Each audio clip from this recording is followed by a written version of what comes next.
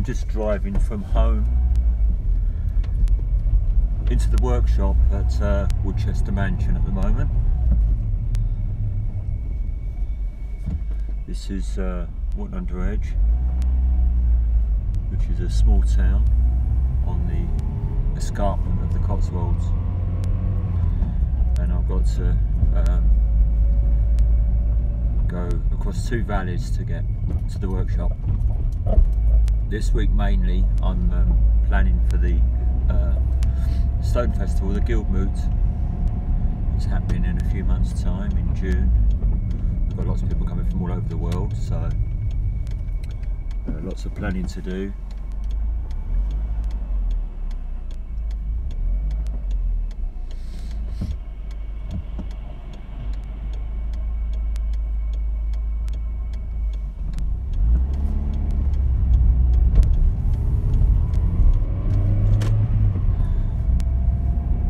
I thought it was important to run another Guild Moot, as I believe that the guilds and the community that the guilds allow or actually form are very important to craft itself, and so is the forgotten culture of the crafts. Very few people understand that some of the old crafts have a huge culture of art and song and dance, and how even now, but especially in the past, all of these different art forms were used as teaching aids to the practical skills.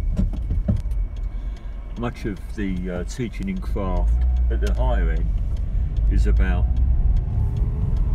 how you feel about stuff, how you think about stuff, the psychology of the craft itself.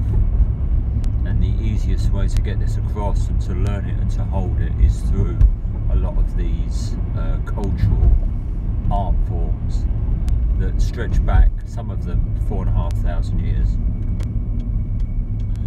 We've only recently stopped celebrating these. When I say we, in the guild we haven't, but as a world we have. And a lot of craftspeople now have no idea about this connection they have to the past and to creativity. This is one of the major things that needs to be promoted at events like the Guild Moot. The last Guild Moot that I remember was about 1980, very early 1980s anyway, and it was in London. And there are other festivals all over the world, but they're not like a Guild Moot. The Guild Moot is mainly about the culture, but we practice our crafts there as well. So there will be people carving, and carpenters and potters and dry stone wallers and marble masons, and limestone masons and granite masons, pargeters and plasterers. All of these different crafts will be there, and they'll all be actually producing craft and demonstrating the work they do. But there will also be the songs and the conversations, the drinks afterwards, the networking, the passing of stories, the catching up of new stories, as well as the passing on of old myths and funny stories that people have heard. And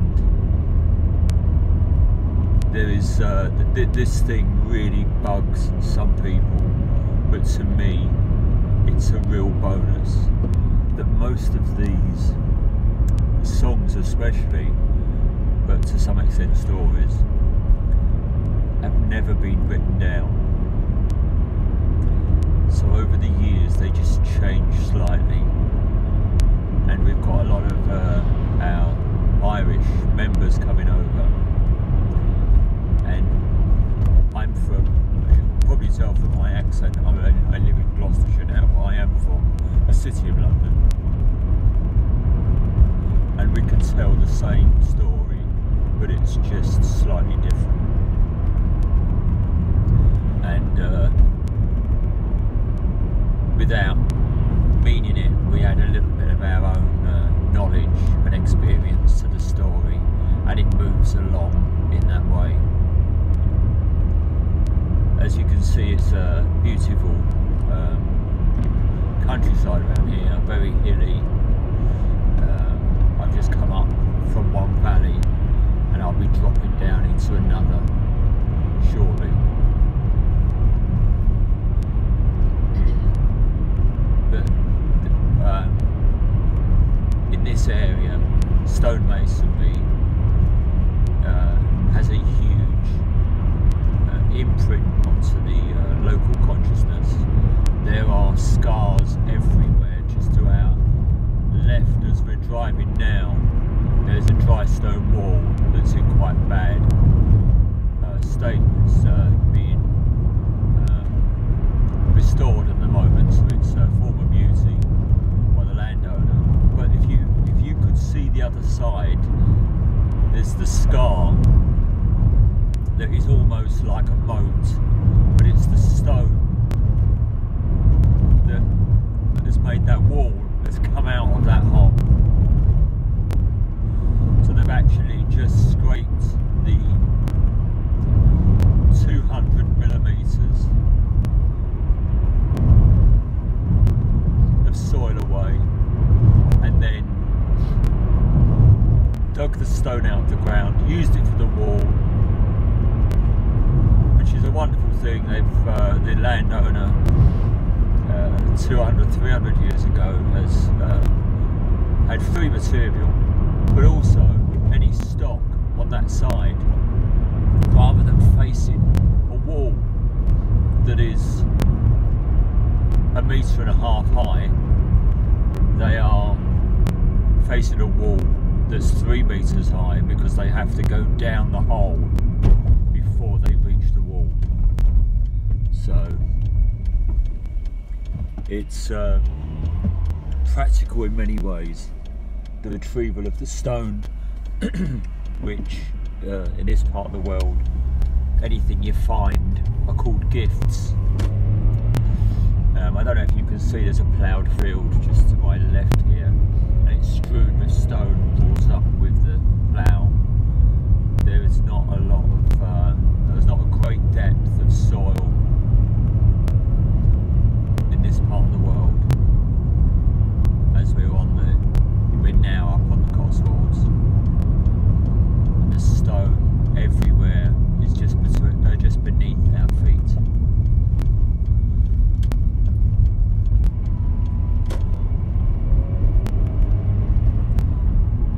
I'm sure you feel sorry for me due to my horrendous journey into work every morning. I don't know how I manage it. It's so stressful. Obviously I'm joking, it's beautiful. I drive in every morning, whether it be misty and foggy or lovely and sunny. Right on the top, we get lovely sunrises in the morning, sunsets at night, and if it wasn't so misty, there's a lot of mist being blown up to 7. We've got a very strong west wind today, which I'll probably put a bit of a clip of video about that as well. But if it wasn't so misty, we can see for miles from here.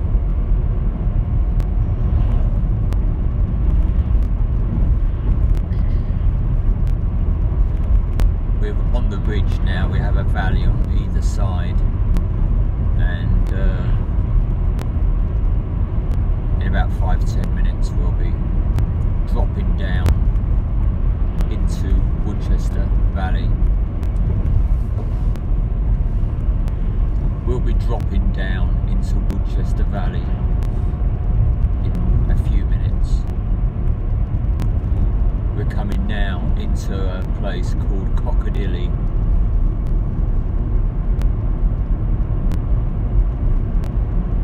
And then we'll drop down into Nimpsfield. There are quarries everywhere around here. Every edge that allowed people to dig into it, they seem to have, and there are scars everywhere. The scar is not, it sounds like a very negative thing, it's not, they're very beautiful. And because most of them stopped being used decades ago, in some cases hundreds of years ago, they're now strongholds for animals and plants, and they're really part of the diverse landscape of Gloucestershire. We're driving now towards the Severn Valley, and when we get to the end of this road, you may be able to see right across to the Forest of Dean and Wales, and I think it'll be mistier across the Severn, but if it was clearer you would see Sugarloaf Mountain and Derry Mountain, and you may even see as far as the Black Mountains. But although it looks relatively clear where we are now, I'm almost certain that there'll be a lot of mist across the Severn. The Severn acts as a funnel, and if there is any weather coming from the west, it funnels it up, and we get very strong winds and a lot of rain in Gloucestershire, right the way up through to Hereford and Worcester.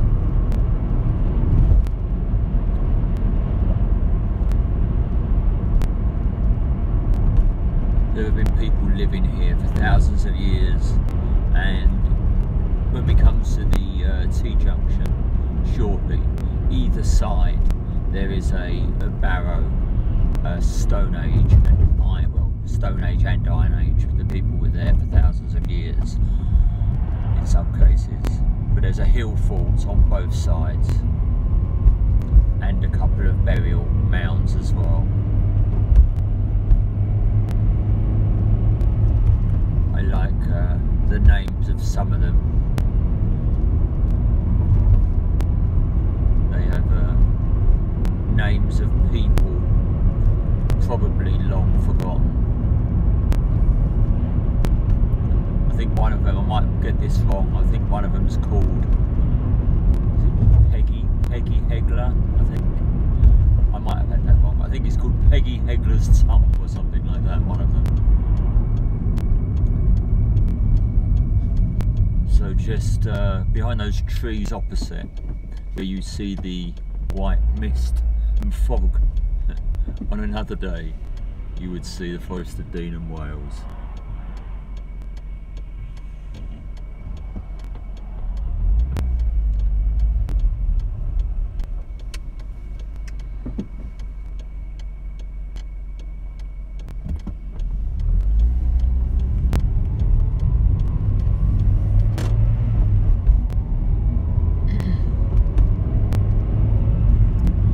Actually drive us in to Coley Point to just have a look to see if we can see across the Severn.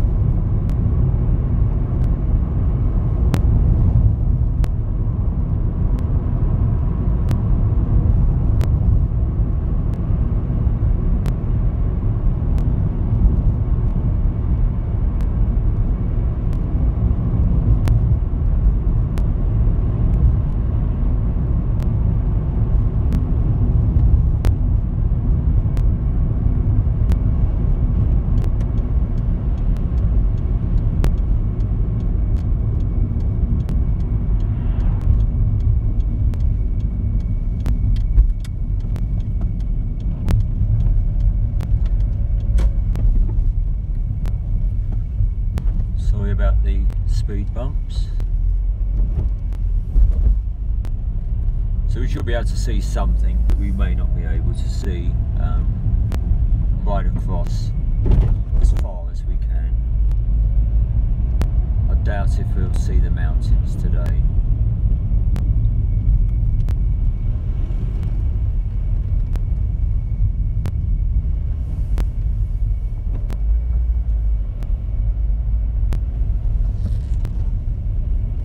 So there we are. As you can see, I hope you can see a little bit of Somerset, you can see a little bit of the Gloucestershire on the Welsh side, and over just past that bush that's waggling around in the wind in front of us. On a clear day you would see Sugarloaf Mountain and Abergavenny, which takes me about 45 minutes, an hour to drive to from here, across the Severn Bridge. So this is Coley Point. There are two long barrows here, and the hill fort is behind us, about a quarter of a mile away, Ely Hill Fort. It's quite big. It takes about 20 minutes to walk around the ramparts of it.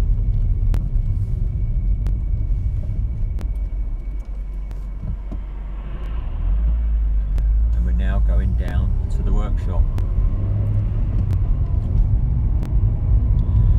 It'll be very bumpy going down because the road, most people come through the National Trust car park.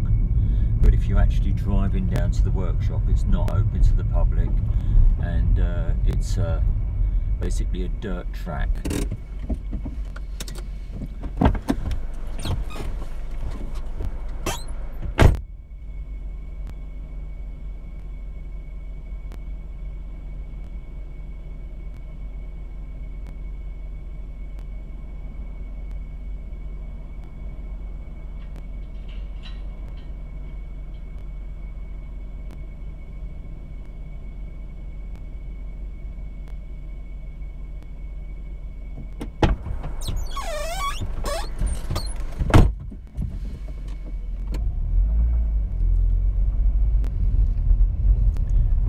Somebody does actually live at the bottom, but you get lots of dog walkers, and then usually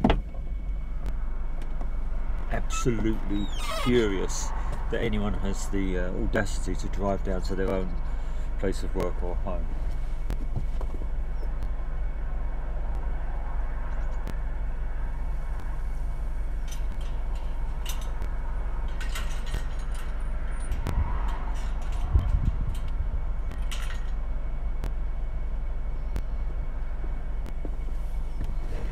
We're now going down into Woodchester Valley and Park, and this is where the festival will be held. But as I said, it's rather bumpy, and I'll do my best to navigate the holes and bumps. The trouble with this road, it will be something will be done to it before the festival, but this is the main road that the logging wagons go down into the woods. Huge lorries stacked with the trees they cut down, and it doesn't do a gravel road much good. They churn them up quite badly in the winter, and then usually it's redressed later in the spring for the following year. I can only imagine the weight on the axle of those lorries, and most of this is just some gravel sprinkled over soil that's just been pushed down by vehicles for the last 200 years. Again, this is a beautiful drive-in. We have ravens down here, and otters and heron. There's a heronry, and obviously we have the bats in the house. I say obviously, if you know anything.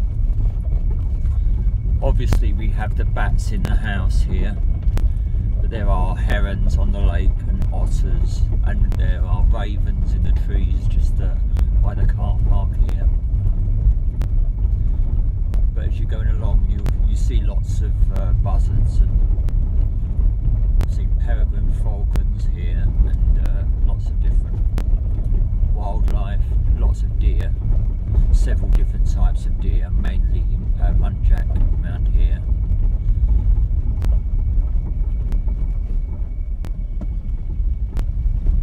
Thank you. Looks like there's some forestry work happening today.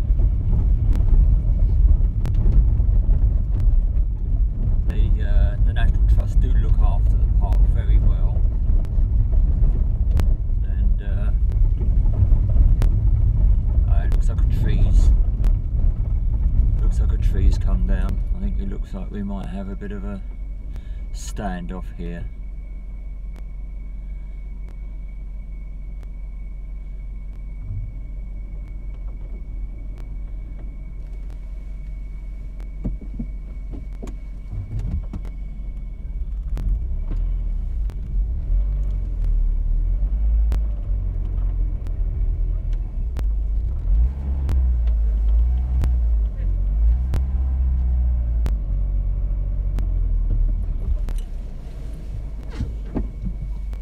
It's very steep around here. As I said earlier, there's not a lot of topsoil, so on these slopes the trees do tend to fall quite regularly.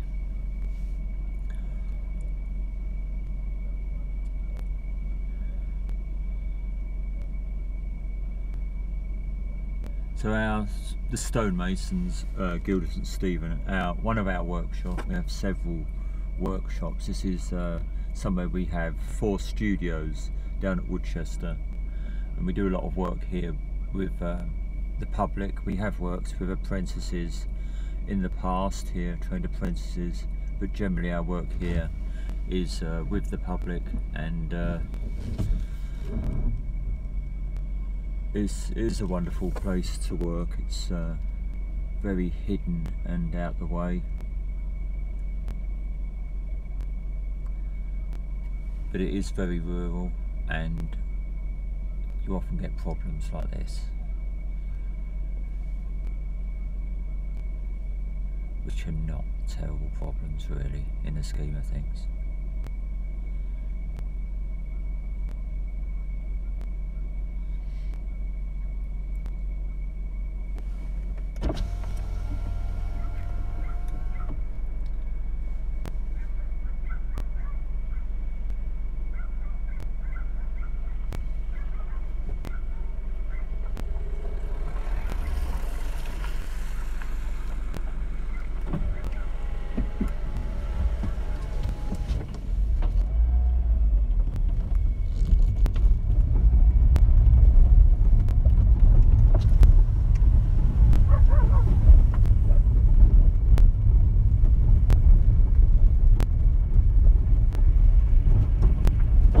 Thank you.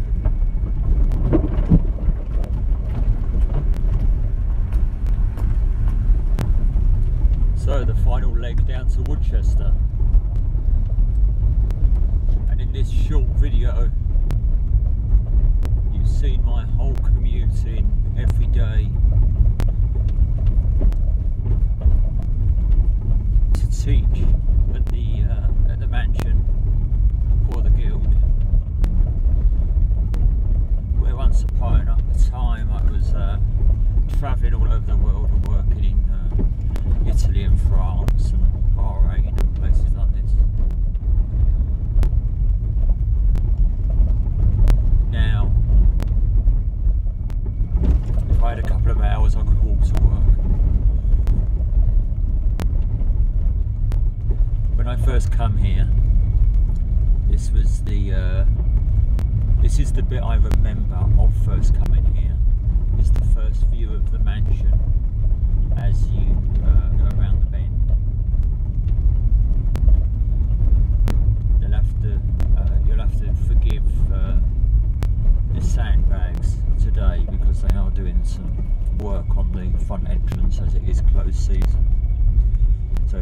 So as we go around this bend here, this is the mansion which in Gloucestershire is the Stonemasons Lodge. This is where we teach from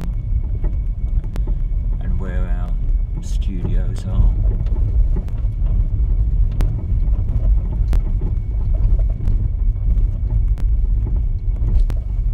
And there it is, never finished.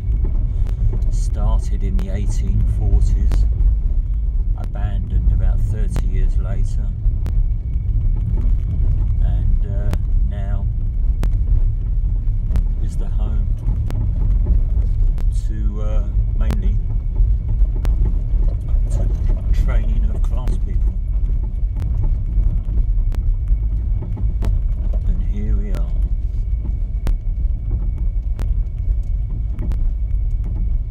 Thank you for accompanying me